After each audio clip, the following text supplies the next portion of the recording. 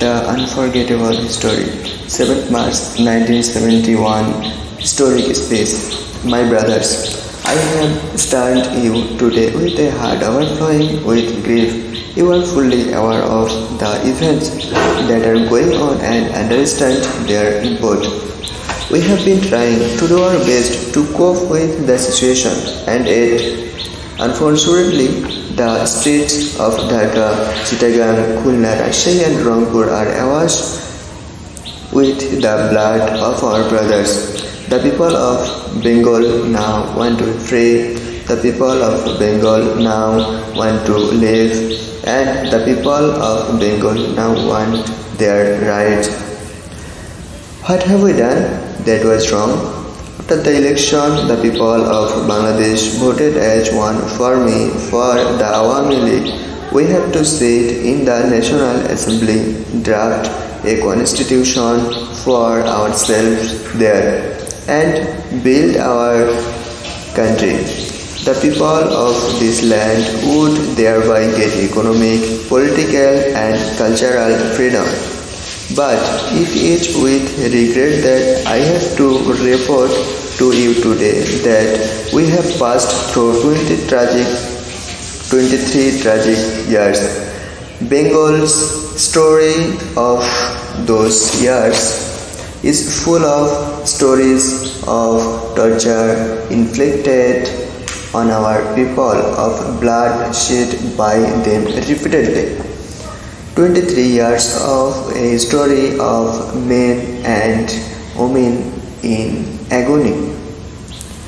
The history of Bengal is the history of a people who have repeatedly made their highways crimson with their blood. We shed blood in 1952, even though we were the visitors in the elections of 1954, we could not form a government then. In 1958, Ayub Khan declared martial law to enslave us for the next 10 years. In 1966, when we launched the six-point movement, our boys were shot dead on 7 June. When after the movement of 1969, Ayub Khan fell from power and Yahya Khan assumed the reins of the government, the latter declared that he would give us a constitution and restore democracy. We listened to him then. A lot has happened since and elections have taken place. I have met President Yahya Khan.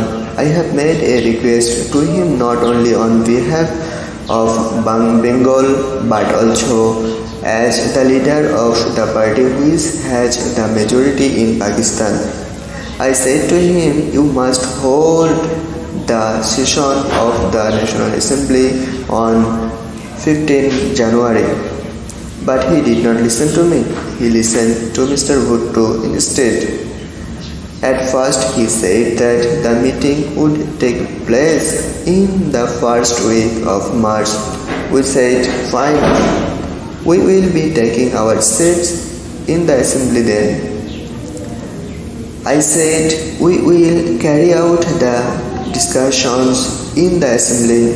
I went so far as to say that if anyone came up with an offer that was just, even though we were in the majority, we would agree to that offer.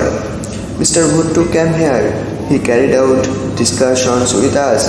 He had said that the doors of negotiations had not been shut and that there would be further negotiations. I then had talks with other leaders. I said to them, come and sit down with us.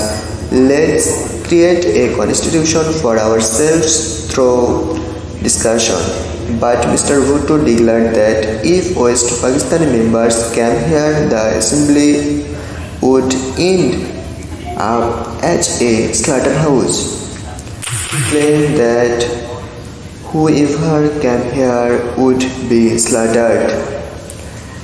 He said that if someone showed up here, all shops from Peshawar to Karachi would be shut down. I declared that the assembly would continue to meet, but suddenly on the 1st of March the assembly was shut down. Mr. Yahya Khan called the session of the assembly in his capacity as the president, and I declared I would be attending it. Mr. Bhutto said he would not be part of it. 35 members of the assembly came from West Pakistan to take part in its proceeding, but it was dissolved as of a sudden. The blame was put on the people of Bengal. The finger was pointed at me.